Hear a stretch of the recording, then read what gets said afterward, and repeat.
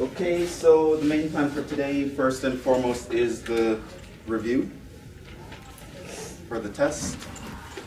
So if you have any questions, yes.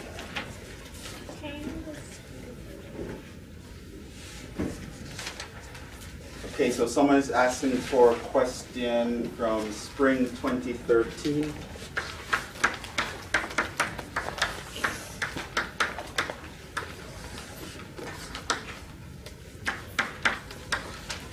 And I'll just stay on this final till we're finished. So if anyone else has a question on this final, make sure you get it ready. Someone wants to try question 7. It says, check to see whether the expression y equals 5 plus 1 all over x1 plus x is a solution to this differential equation with initial condition y of 0 equals 6. So you want to check that y equals 5e to the x plus 1 over 1 plus x solves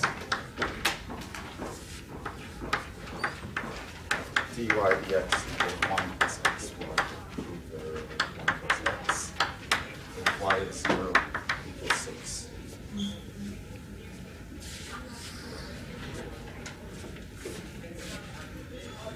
Yes. And this is a very typical problem on a final, so it's something that you do have to know how to do. How do we do it?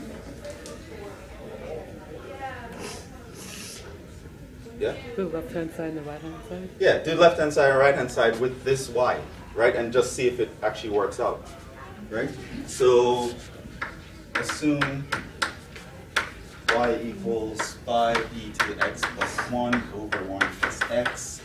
Then the left-hand side of our differential equation would just be dy dx, which is we have to find the derivative of that. Which, how do we do that?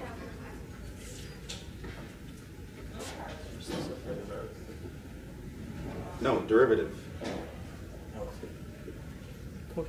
Quotient rule. So it's the bottom times the derivative of the top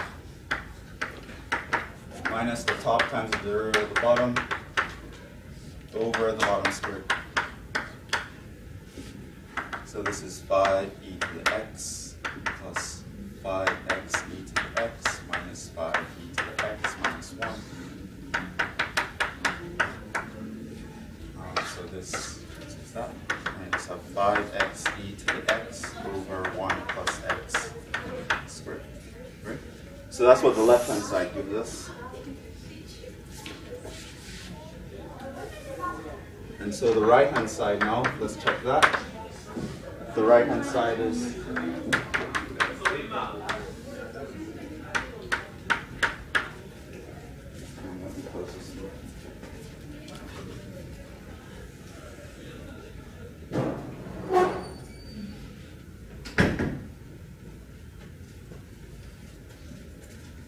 Alright, so assuming this is our y, all we have to do is just take this and plug it in here and simplify and see. Yes?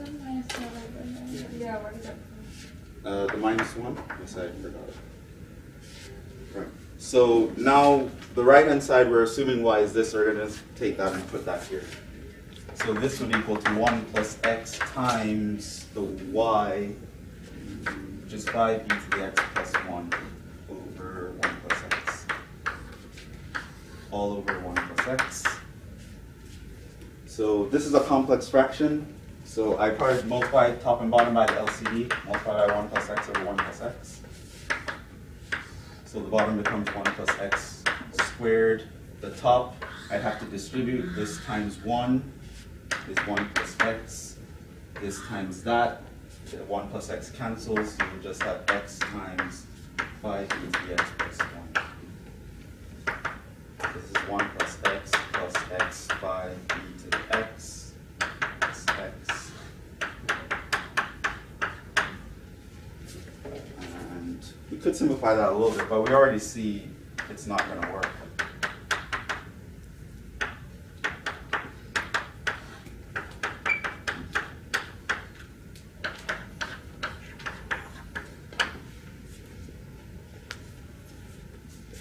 So the answer would be no. So no. This y is not a solution.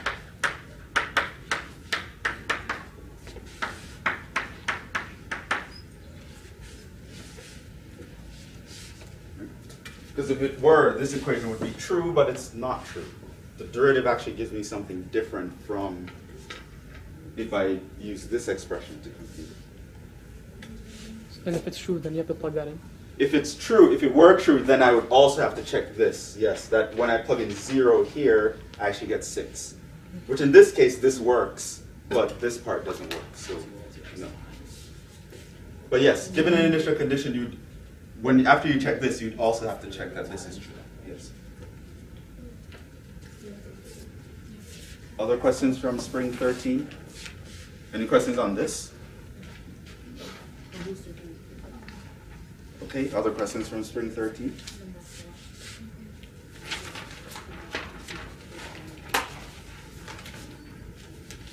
Okay, do number 4.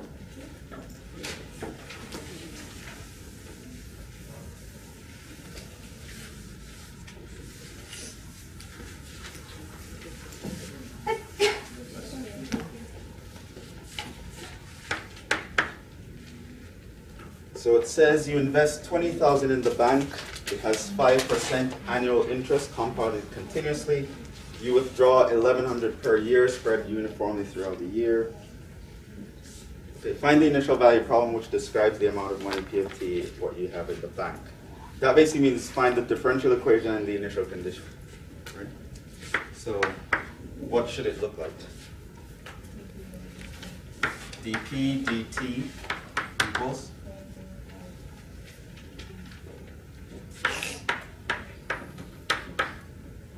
-11. right. This is the general form where you have p prime equals rp minus h. Right? That's the form that we use here.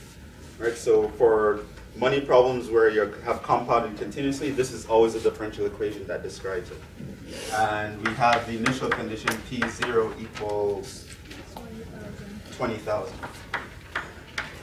Right? And this piece of information will help us to find the arbitrary constant when it comes down to it. Okay. So now that we have that, and that's all for part A, just saying this. This is the initial value problem, right? The differential equation with the initial condition to describe this problem, to describe the balance. How long would it take to run out of money? How do we answer that? You compute a 0. Well, first you have to, Yeah, well, that would just tell us the rate of change when we run out of money. How do we get to that? We have to first find p, right? So you can set p equals 0. Okay, so how do we solve for p? Separation of variables. It's separation of variables. And in this class, we like to factor out the coefficient before we separate things. So this is 1100 over 0.05, which is a nice number, I think. 22,000. It's 22,000 Yeah. even? Okay. So now we just take this whole thing, put it under here, move the dt up.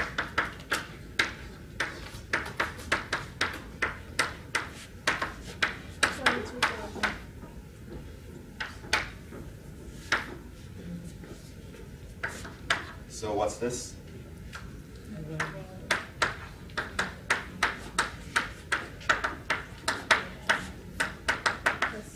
And we both sides of the e. This side just becomes p minus 22,000 equals c to 0.05 t. So this implies our p of t is just ce to 0.05 t plus 22,000, which is not good enough because we have the c and we also have an initial condition, so we can actually solve for that c. So we need to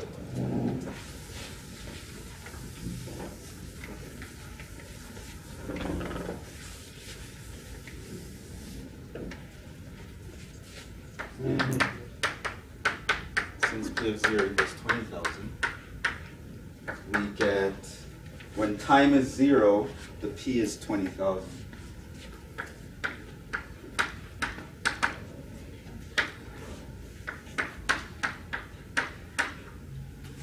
Which means your c is actually minus 2,000. This means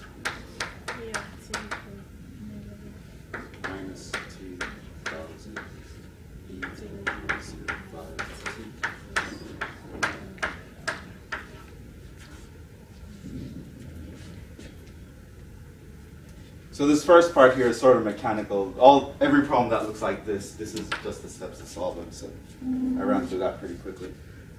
But now we have to find, it says, how long will it take to run out of money? So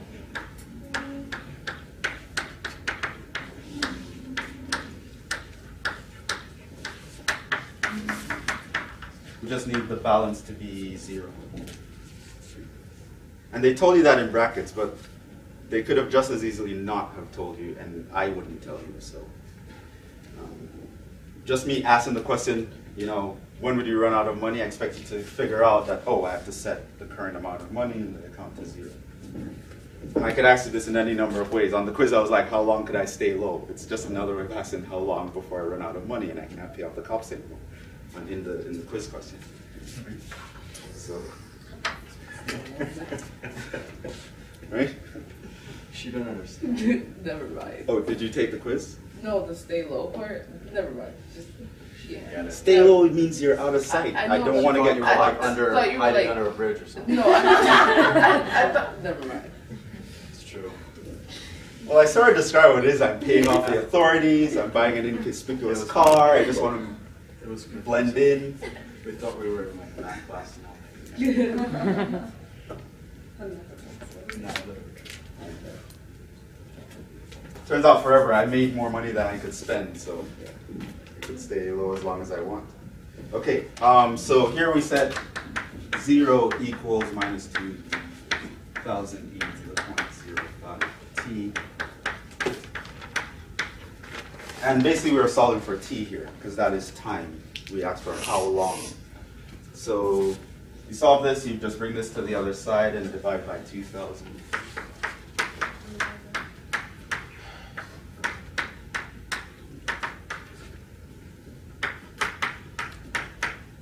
So 0, 0, 0, 0, 0, 0, this is just, well, minus, so this is just 11. This means that if you ln both sides, you get 0.05 t equals ln 11. This means t is equal to ln 11 over 0.05. And I'm okay with you leaving the answer at this. You could also plug it into your calculator and to have an approximation, but I would be okay with that answer. So this is roughly 47, it's closer to 48 years.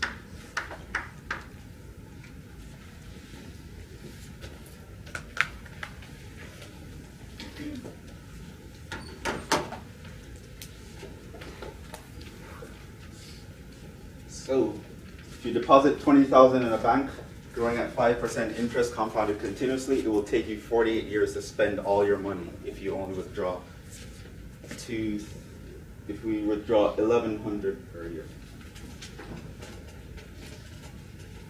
And I guess there was a part C here. Well, part C is stupid. You just replace 1,100 with 1,200. Like, why?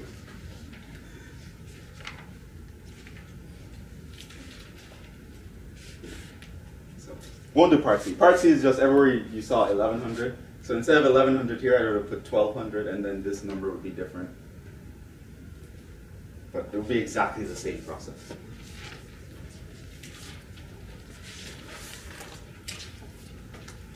I don't know why they asked us to do that.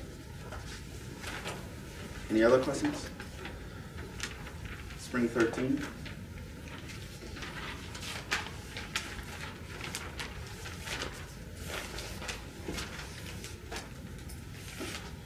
What about question 1?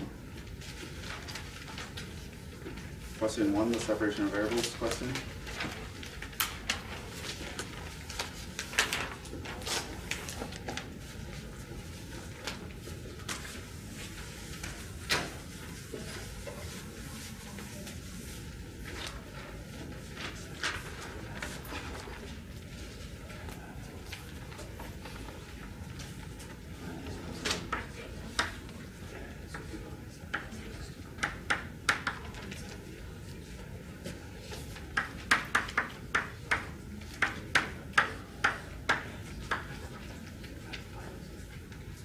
saw that one?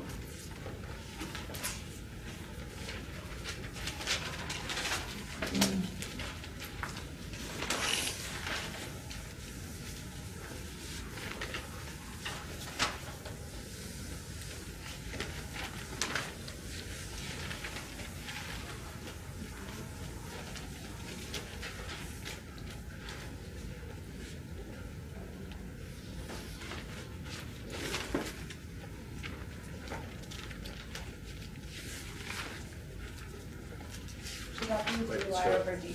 Yeah, should we do T, yes.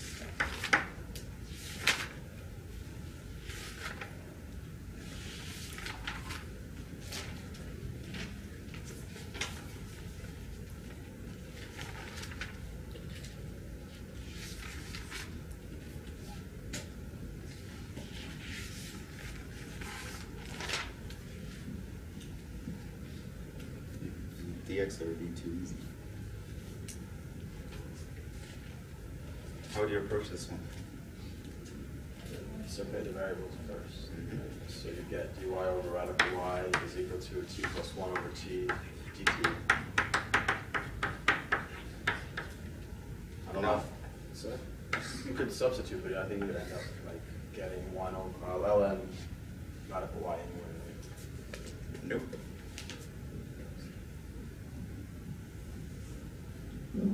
See, this is the trick. Oh, it's If y. you had put It's ln y of radical y negative, here, y to the half. 0. Right. Yeah, that would be the very wrong thing to do. I'm looking to catch you with this. I'm just warning you. You'll get Can't say I never warned you. You'll get it. Remember, 1 over something isn't automatically ln, and it's not ln in this case. How would you integrate this? It's y to the negative. Don't you have? You'd rewrite it as y to the minus 1/2. And then you do the power rule.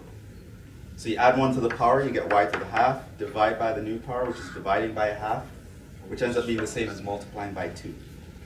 So that's actually the integral on the left side. How do you do this one?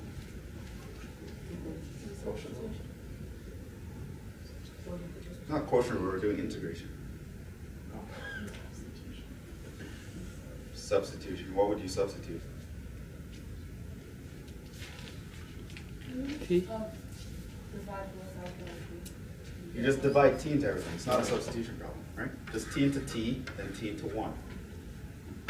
This would be 1 plus 1 over t dt. And how do you integrate that? T plus T plus ln absolute value t plus c. And so now what you can do is you can just divide by 2 everywhere. Y to the 1/2 equals 1/2 t plus. And then if you want to solve for the y, you could square both sides.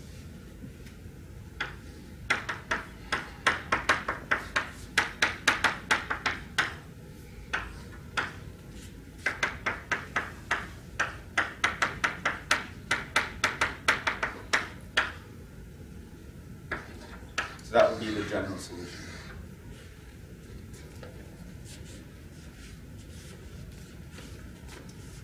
That's a problem that plagues 2 and ICS. They always just, 1 over something, it's ln. No, it's not always ln. And I'm going to try to catch you with it. Right? I'm not hiding it from you. I'm going to try to catch you in that mistake. So be careful.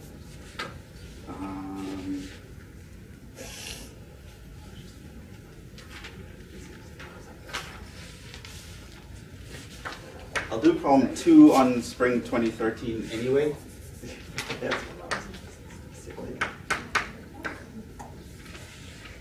Because a problem like that is guaranteed to come up on the final and on my test, so we should know how to use it. This is using Euler's method with 4 steps to estimate the solution to something.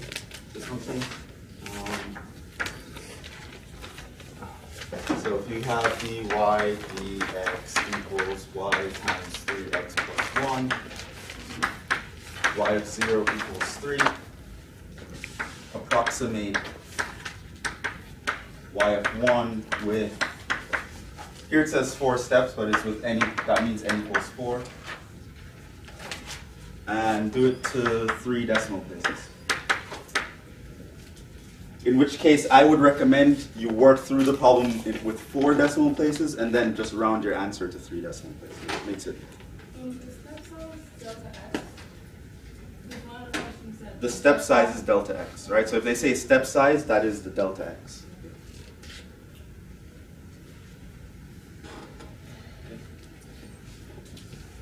Which is the first thing we'll want to find here. So how do I find that delta x? B minus A over N. 1 minus Over 4. Right, it's b minus a over n, which in this case is 1 minus 0 over 4. How do we know to get those numbers? Explain, where do you get those numbers from? the one that you have to. The 0 is initial. What is a?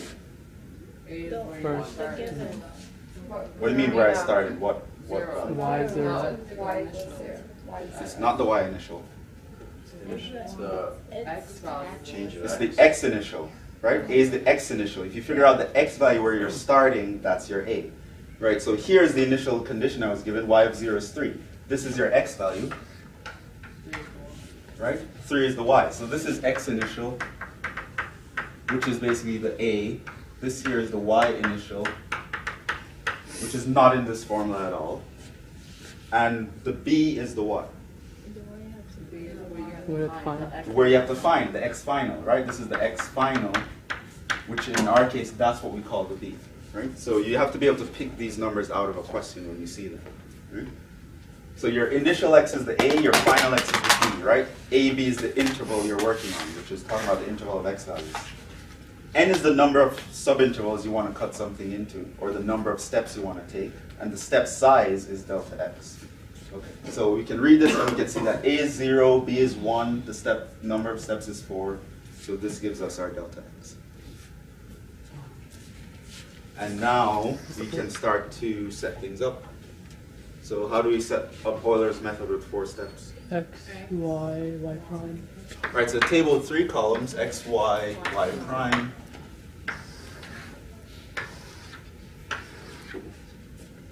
Right. So remember this one, you use the given formula.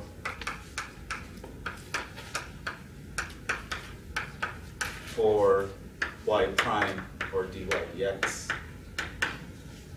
This one, use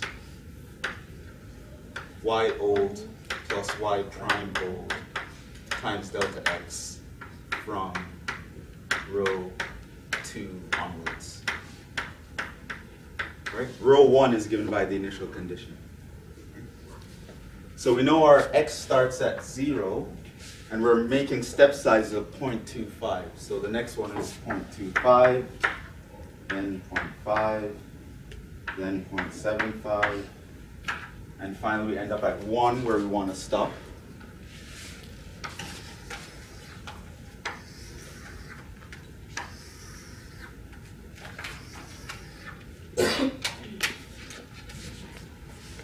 A lot of people got this one right on the quiz, but more people than I liked got it wrong, so I just want to make sure we went over this. So in the first row, this is where you're starting off, right? You know that when your x is 0, you have to plug in the y value, right? That's from the initial condition, right? This says when x is 0, my y should be 3. So I'm going to put 3 here, right? It's nothing to compute, you just read it from the question. Right? When x is 0, y is 3.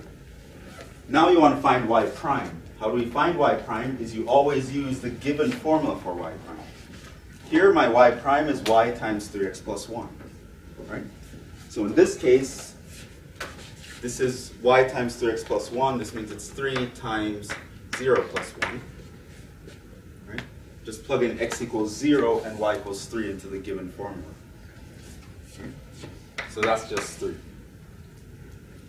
And so that's how you fill out the first row. And that's always how you do this column, right? You use the given derivative formula, plug in the x values on to the left.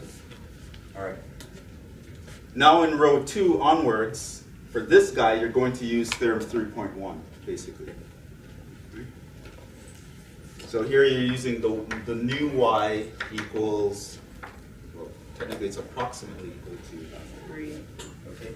So here you're going to say the old y value was 3 plus the old y prime value was 3 times your delta x value, which is 0.25. 3.75. So this becomes 3.75. 75. Okay. And now how do you do this one? 3.75. Take 3.75 3 times 3 times 0.25 0.25 plus 1. plus 1. Right? I'm just going back to the original formula and plugging in this x and this y. Right? This gives you what?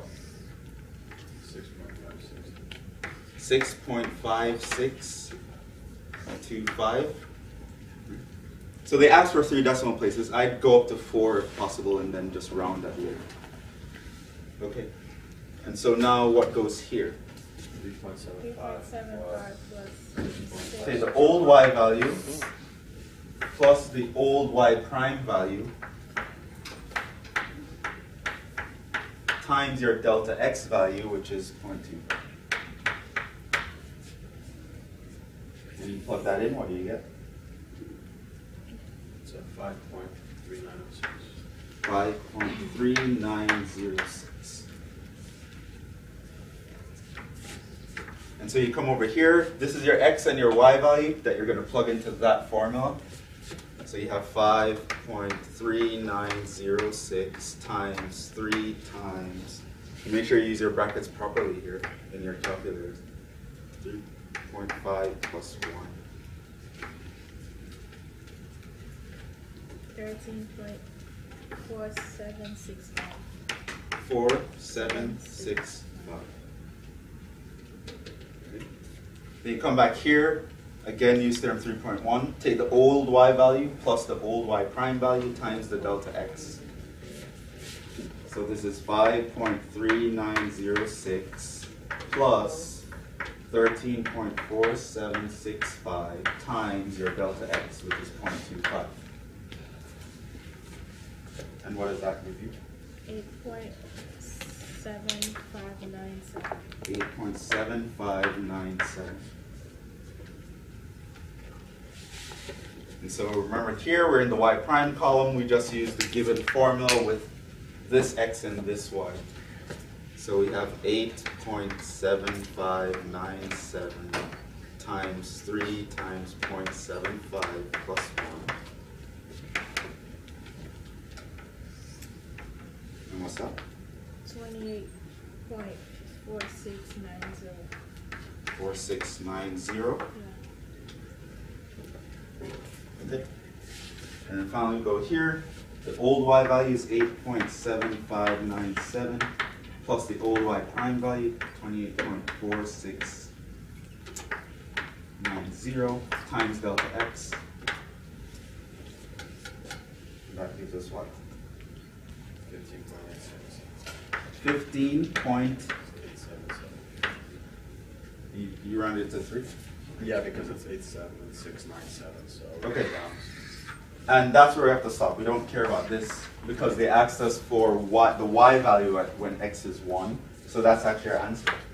This means that y of 1 is approximately 15.877.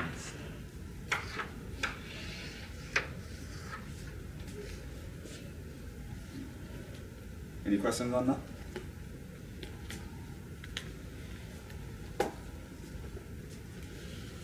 So in Euler's method, there are 3 columns, x, y, y prime. The first 2 guys in the first row is just the initial condition. The y prime column is always coming from the given formula. You just plug in the corresponding x and y.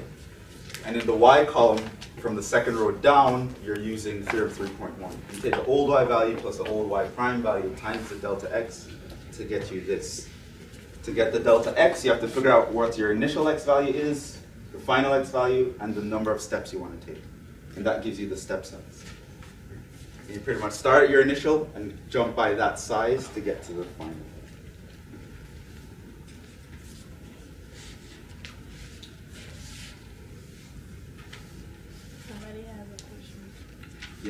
question on 4 from the quiz? From what test? From quiz 2. From the quiz? Yeah, on 4. Version 8.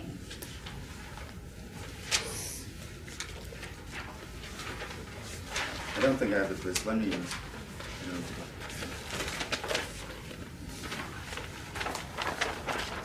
Page number 4.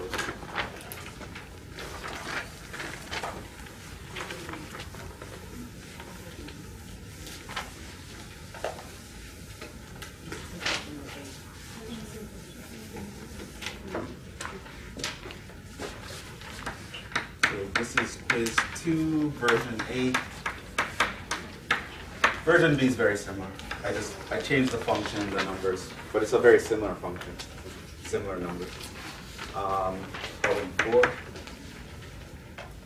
It says we are given this differential equation.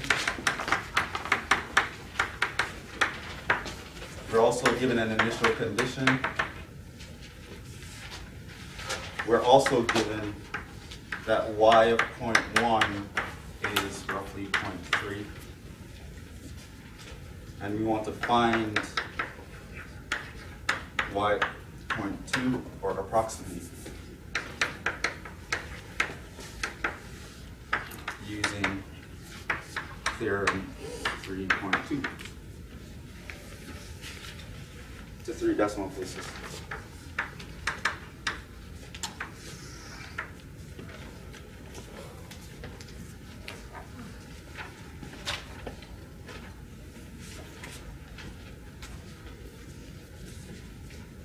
Okay, who thinks they know how to do this one?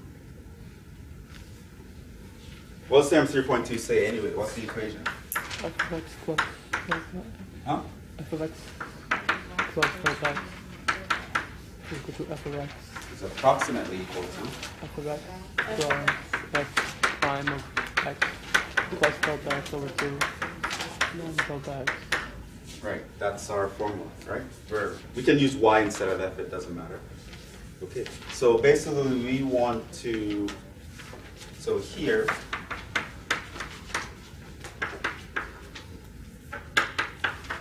f is just called y. What would the x be and what would the delta x be? X. 0.1. X would be 0, right? X is always the nice value that we know all the answers for. Right? So my x would be 0. Now if I want to approximate y of 0.2, what is going to be my delta x?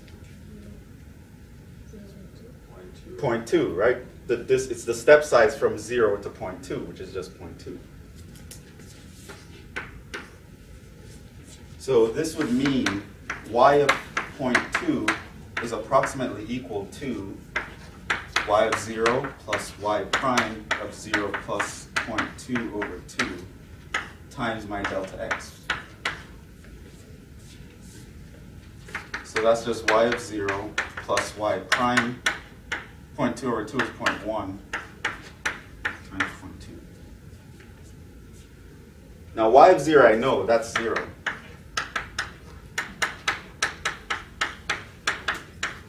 How do I find y prime of 0.1?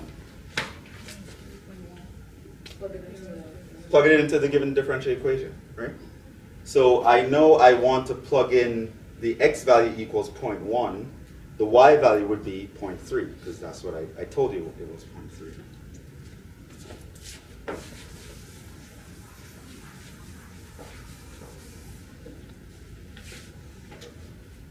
Since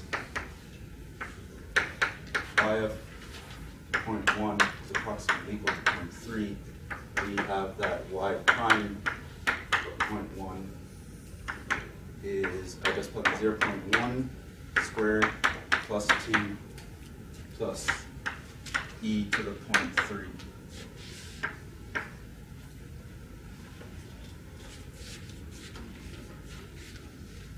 So it's 0.1 squared plus 2 plus e to the 0.3.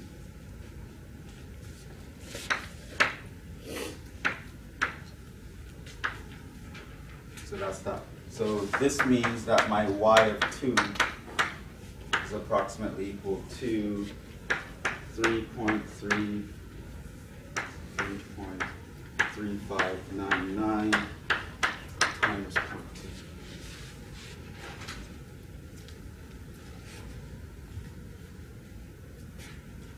So that's roughly 3 decimal places, 0.672. You have to multiply by the point one. That No, is- Oh, okay. no, it's 0.2 in this case.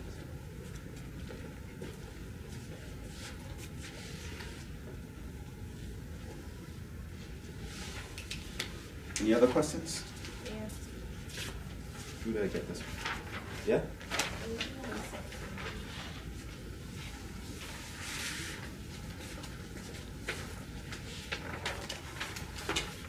English, please. Number 6.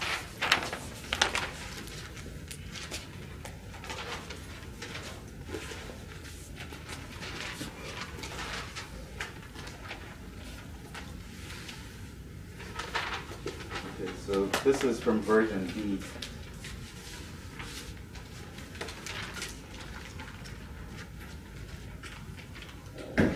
What can I get rid of? Can I get rid of this? Yeah.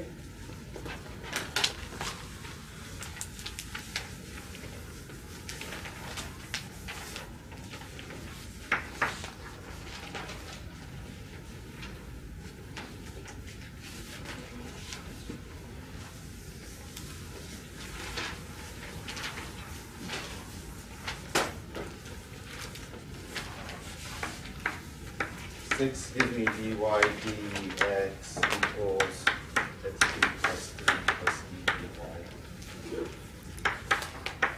y0 equals 0. And we want to use modified Euler's method.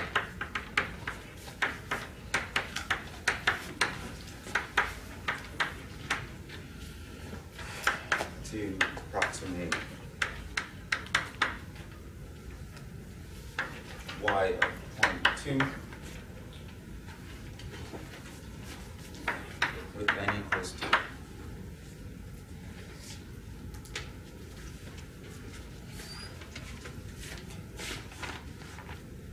So again, this type of problem guaranteed to come on the final, guaranteed to come on the test, just like this one. Euler's method and modified Euler's method you have to know.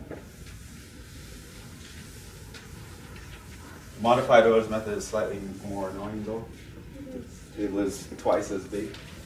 But we still need the same basic components, like we need to know what our delta x is. What's going to be our delta x here? 0.2 minus 0 over 2. 0.2 minus 0. 2 minus 0 over 2. So just 0.1, right? So here we have x, y, y prime. Sometimes I turn my paper landscape into this. X a half, y a half,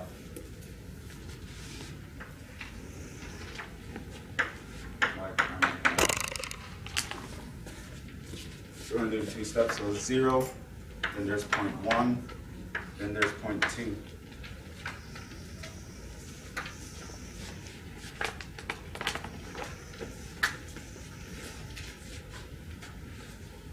So the x's you can fill out pretty easily. You can also fill out the x as a half pretty easily, because this just means you jump by a half the delta x. Right? So when that's 0, half of 0.1 is actually 0.05, so you just put 0.05 here. And then you pretty much jump by the delta x after that, so it's 0.15 and then 0.25. But this you don't really even care about.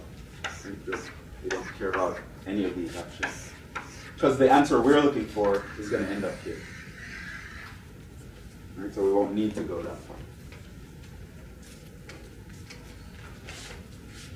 And so these 2 columns, pretty easy to fill out. Again, you start off with the initial condition. So in this case, your y was 0. And so now, again, y prime, use given formula.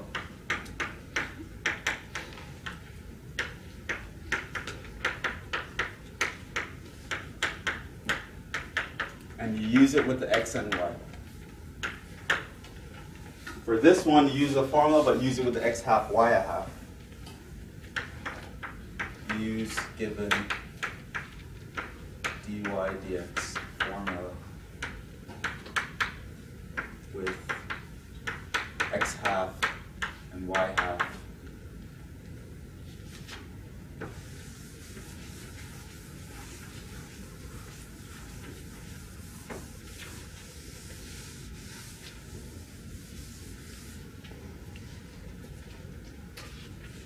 And for the y half, you actually use theorem 3.1 with delta x over 2 instead of delta x.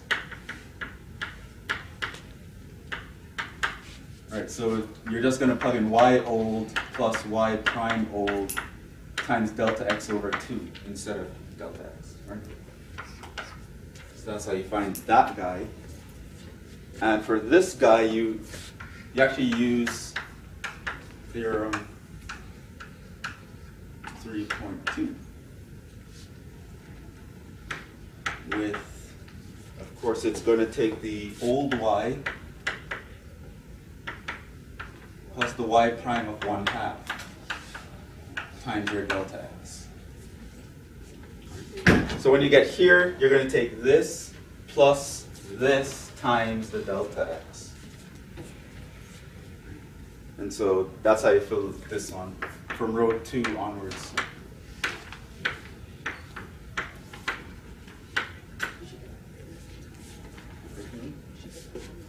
So once you sort of know how to do the formula, the most annoying part is plugging it into your calculator. That's going to be really annoying. But the good news is usually they don't ask you for more than 2 steps when for modified. So it'll be very weird to get more than that. I mean, if you show you can do these 2 steps, yeah, we know you can use your calculator correctly. Okay, so let's actually do this one.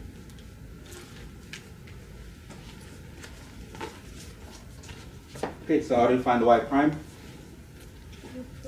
So the original formula, plug it in. So plug in x equals 0 and y equals 0. So this is just 0 cubed plus 3 plus e to the 0.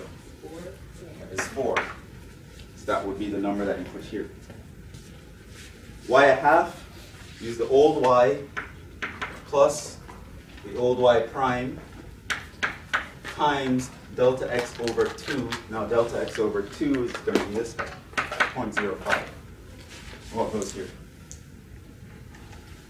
0.2. Huh? 0.2. 0.2. Here you're going to use the given derivative formula, but you're using this x and y value. So this one's going to be slightly annoying. This is going to be 0.05 cubed plus 3 plus e to the 0.2.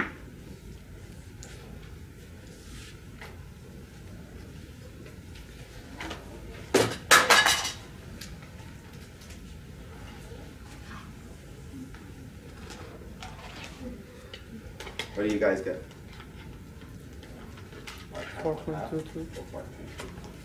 Okay, right, and in the instructions I said round everything to 3 decimal places, so so this would be 4.222. Now, to figure out this y, you have to use old y plus the old y prime half, use this number, times your delta x, which is 0.1.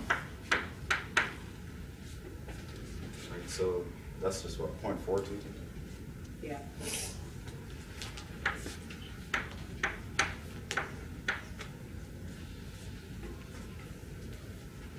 This one now, you go back to the derivative formula, use this x and this y. So I'm going to take 0.1, I'm going to cube that, plus 3, plus e to the 0.422.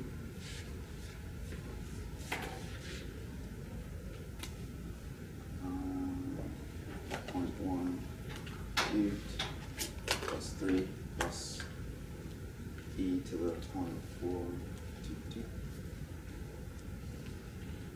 And here I got 4.526. Is that what you guys got? Yeah.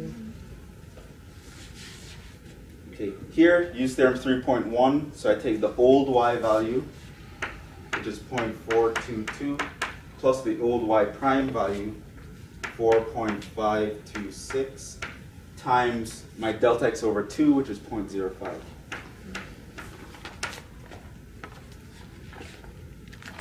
Point 422 plus 4.526 times 0.05. And here I got 0.648.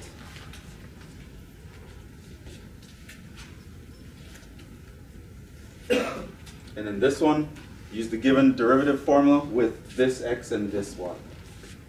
So I'm going to take 0.15, I'm going to cube it, plus 3, plus e to this y value, 0.648.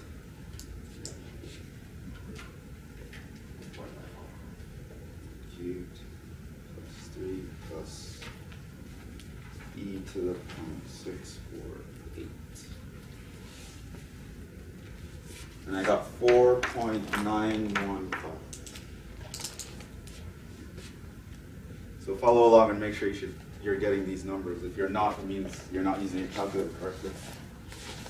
And finally, we get to stop here. So here I use the old y value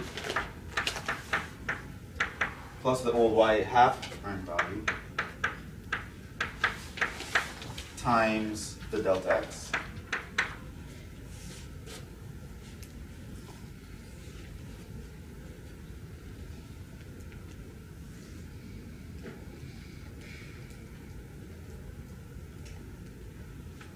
Got 0.9. And so that was your answer.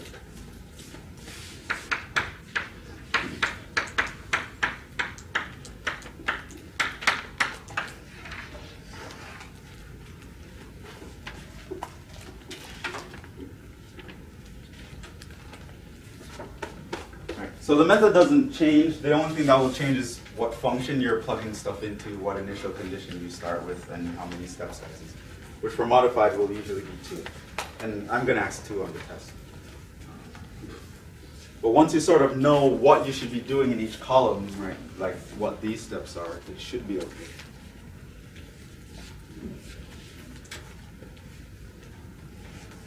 Any other questions? Problems that were bothering you? Which one? Okay, so this is fall 2008.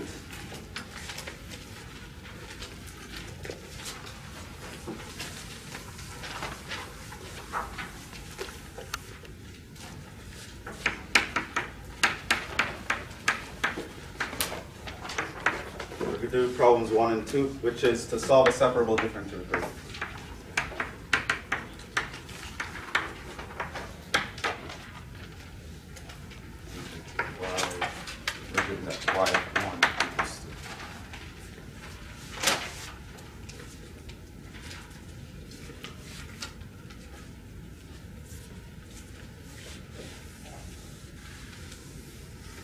Can you get rid of this? Yeah.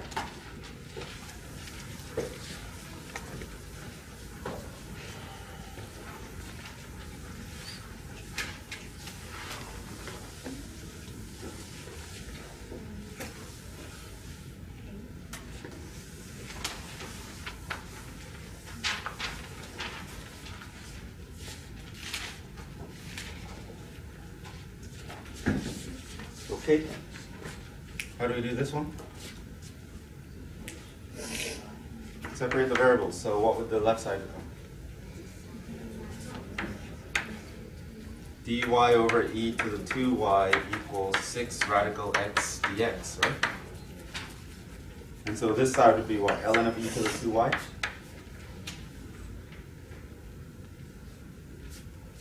Right? Huh? No. No, that's not what it is. You do that, you get 0. It's that easy. How do we integrate this? E to the negative 2y. You rewrite it, e to the minus 2y dy. And what's the antiderivative of that?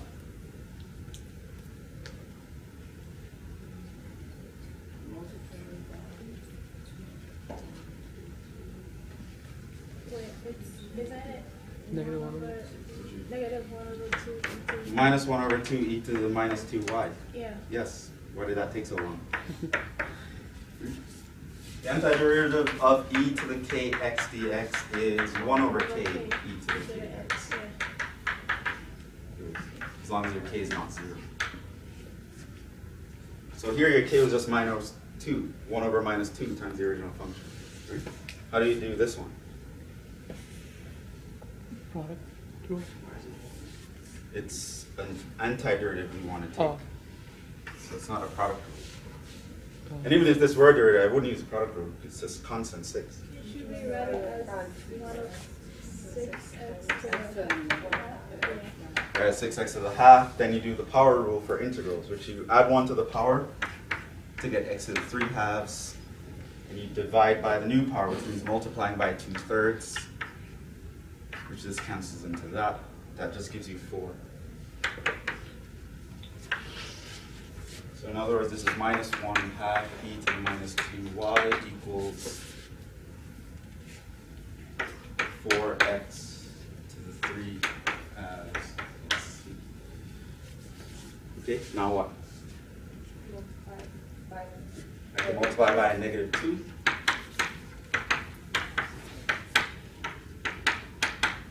Technically it's a minus 2c, but it's just still an arbitrary constant, so I don't have to change that. And now what? You can ln both sides to get that y out of the power. So this becomes minus 2y is equal to ln of minus 8x to the 2 plus c. So my y is just going to be minus 1/2 ln minus 8x. But that plus c is not good enough because they gave us an initial condition, so we sort of have to figure that out. Since y of 1 equals 3, I can probably use this equation. Minus 1/2 e to the minus 6 would be equal to 4 times 1 plus c. This means your c is equal to minus 1/2 e to the minus 6 minus 4.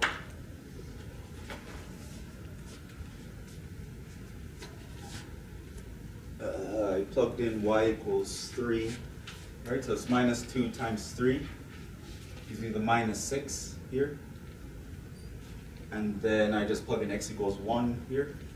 1 to the 3 halves is just 1, which that's 4. Bring it to the other side. And so y is equal to, in the end,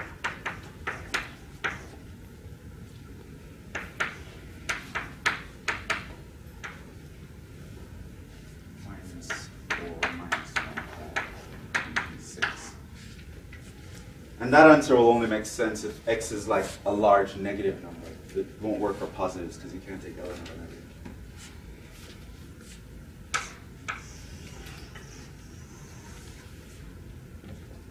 Here it has to be less than 0.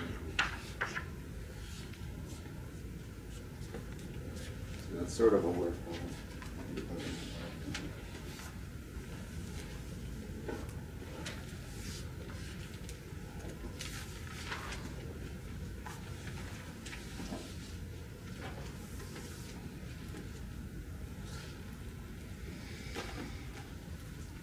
The problem 2 is modified Euler's method. I already did that one.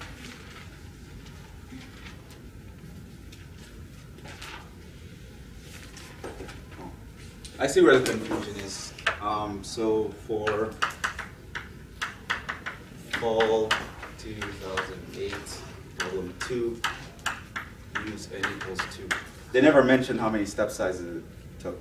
So that was just a typo. They omitted that piece of information. But like I said, for modify, just assume take 2 steps, and then you go through that table. Any questions on this? You just separate the variables.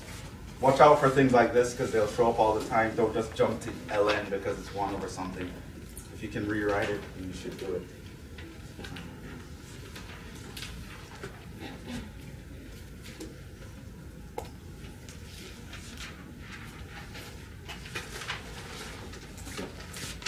Other questions?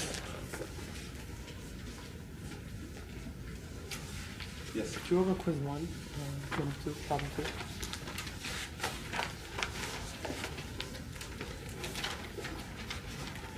Oh, like problem. Oh, so this is just. Right. So in quiz 1, like problem 2 helps you with like after this point, right? Being able to solve for y. It's not really a calculus problem. It's more like an algebra problem where you're trying to just solve for something. So this is quiz 1, version B, problem 2. So basically problem 2 says solve for y. So part A, I said ln of 3 over y is equal to e to the x plus c. And I want you to solve for y.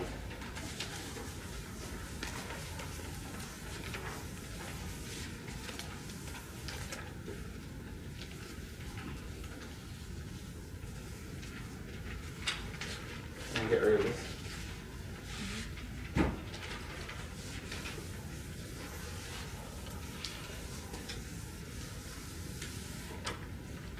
And then there was a part B. This is 5 e to the 1 over y equals 15x squared minus 10x plus c.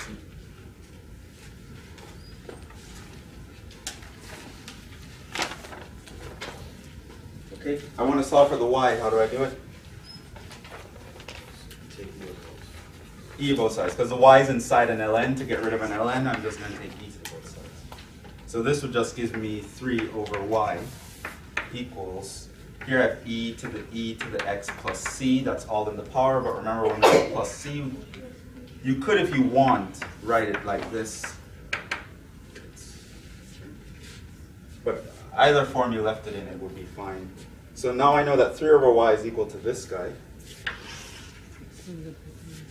So what do I do? Times by 3? What over? Well, you can take it one step at a time. You can flip both sides. So y over 3 equals 1 over c e to the x. I feel like a lot of people made a mistake on that stuff because a lot of the answers I got were upside down. And so now I just multiply by 3.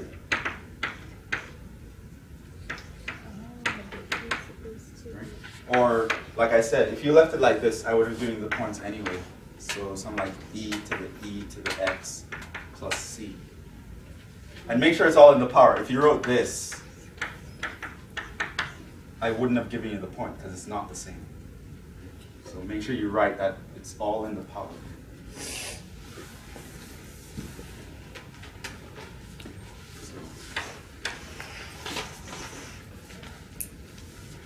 All right, what about this one if I want to solve for y? I would have first divided by 5. Divide 5 into this, goes 3, 5 to this goes 2. Some people put c over 5, that was fine, but I just write c again. It's still just a constant. And so now what? Right, it's in the power of an exponential. To get rid of that, you use ln both sides. So this side becomes 1 over y, this side becomes ln of this whole thing. And then just flip both sides.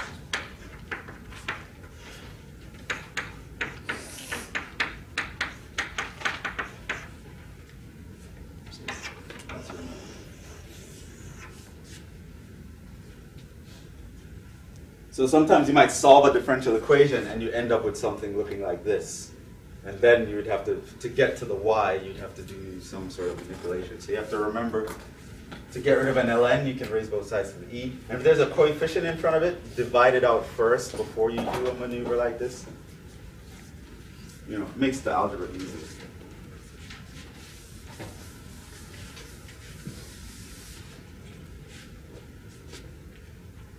Other questions? About number 6. Yeah.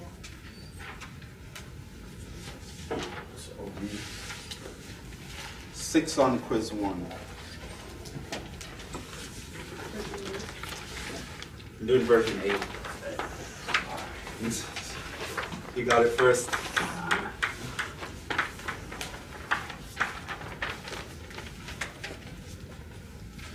So 6a dy dx was equal to 3y plus 1.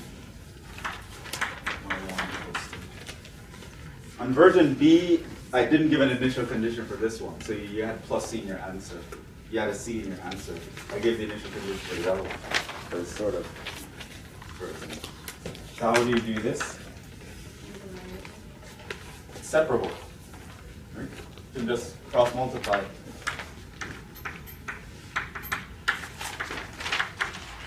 And integrate both sides. The integral of this is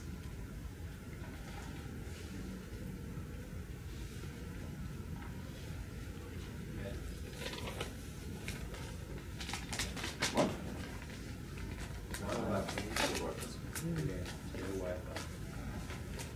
1 over 3, then? That's right. This will be x plus c. Sorry, I want to raise both sides of the e to get the y out, but first I would get rid of this guy.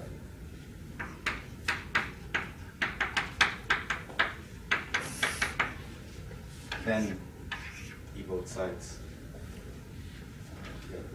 And so then what you would have is 3y plus 1 equals c e to the 3x. Now, I saw a lot of answers where you just said e to the 3x, which means what happened there is you forgot this 1/3.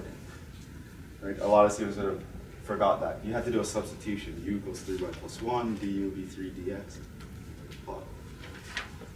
And so your y would be c e to the 3x minus 1 all over 3. But I gave you an initial condition, so I expect you to find what that c is. On version A, that would be the answer. Because on version B, that would have been the answer, because in version B, I never gave an initial condition. So you would have stopped there. But if you had version A, you had to move on. So now we just have this guy. It means when my x is 1, the y is 3, so I can put 3 on this side. Is this e cubed minus 1 over 3. So this is 9 equals c e cubed minus 1, so that's 10 equals c e cubed. So this is c is equal to 10 over e cubed. This means your y, you can go back and plug it in. 10 over e cubed, e to the 3x minus 1 all over 3. And if you wrote that as the answer, I would have given you the point, but you can also simplify this by taking e to the 3x divided by e to the 3. That's just e to the 3x minus 3. And that's how I wrote the solutions.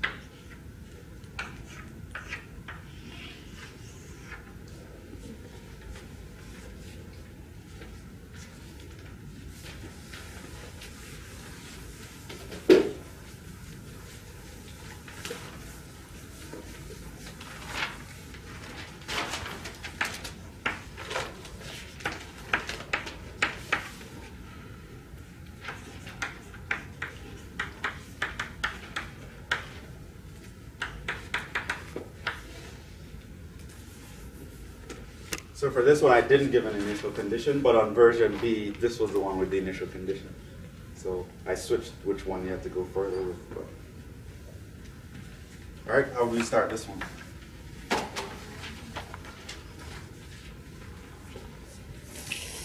dy over 2y. I would have just moved the y. I know a lot of people would have moved the 2y, but then what would happen is you'd have probably forgot that you had to multiply by a half when you're getting the ln. So I sort of want to do things so I don't end up, in a rush. My own algebra mistakes would catch me, so I try to make things as simple as possible. Dealing with 1 over y is easier than dealing with 1 over 2y. This side is just ln y, and this side is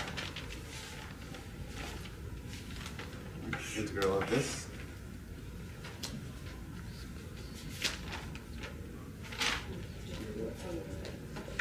To ln of x plus 1, of course, plus c. So I can rewrite that just to look a little nicer. Remember the laws of logs? I can take a power and bring it up. So I can write this as ln of x plus 1 squared. Now, on both sides, this is y equals, remember e to the c is just a constant, I can leave that here. And then e to the ln of something, those cancel, so I get x plus 1 squared.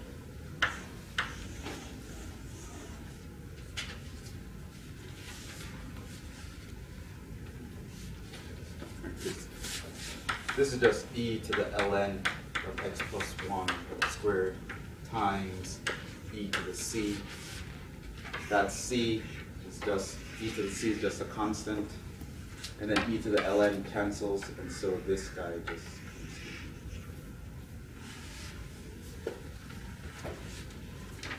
If you had the other version, you'd have an initial condition, and then you have to figure out what c was.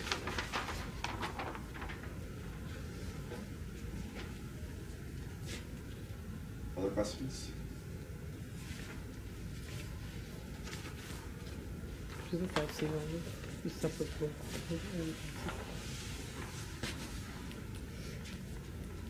Yeah, so in problem 5, you didn't have to solve it. I just wanted you to separate the variables.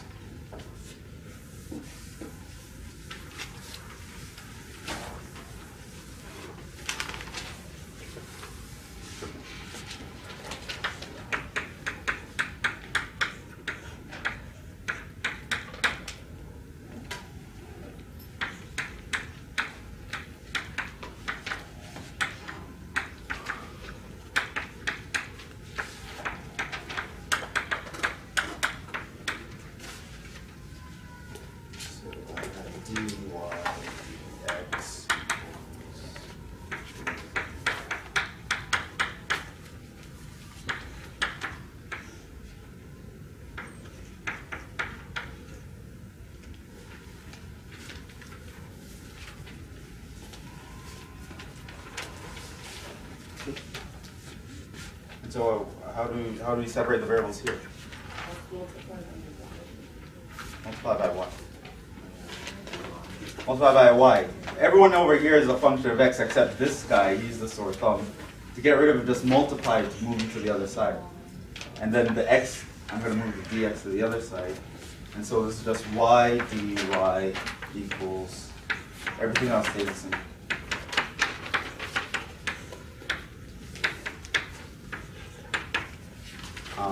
By the way, here's where I want to mention something, because I saw a lot of people writing.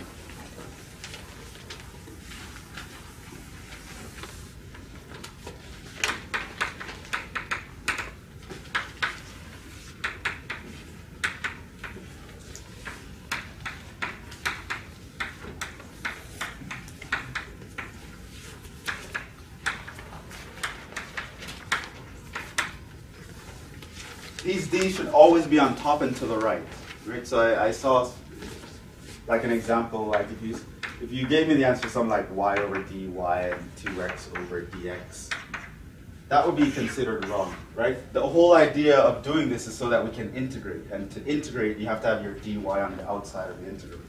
Or if you have like dy times y equals like 2x dx, right?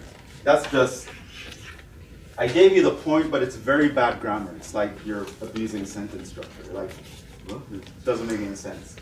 The d's, always on the right, always on top. They should not be in the denominator. Right? So, especially with separation of variables, that sort of tells you which side should be the x side, right? If dx is on bottom, you don't want him on the bottom.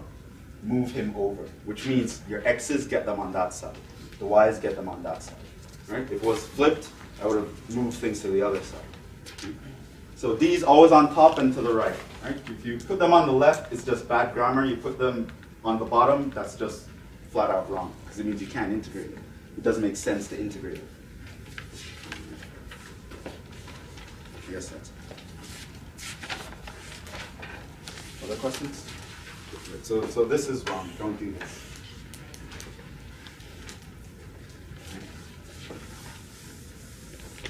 You're not Yoda of math. Difficult this one is. Okay. Yeah. Any other question? Well, there's not much time to do anything else, so I guess we'll just call it a day. Oh, wait, Is there any way to solve that problem without making 2 as the power? yeah, you could if you had. You mean, let's say you just eat it right away, like here? Yeah, that's what I would have. You could do that. Now the question is, you know that this plus c is going to make a constant. The question is, how do you deal with this? Right? Now remember, to cancel things, you just have to have the e and the ln. This 2 is actually in the way. Right? Now if you don't want to raise it up, there's another way you could deal with it. You could sort of like switch the order.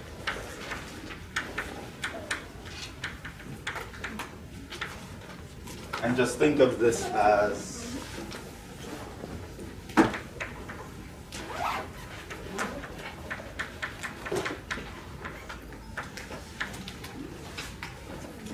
using laws of exponents, right? I know that x to the ab is just x to the a raised to the b. So I just switch the order and put the ln in brackets. These would end up canceling, and then you'd have that x plus 1, and then the square would still be there. So eventually that 2 would end up in the power anyway. Right? But here I just saw it ahead of time. So you could do it this way. It won't be wrong, but it will take you more steps to get to a nice form. See you on Monday for the hardest test in the universe.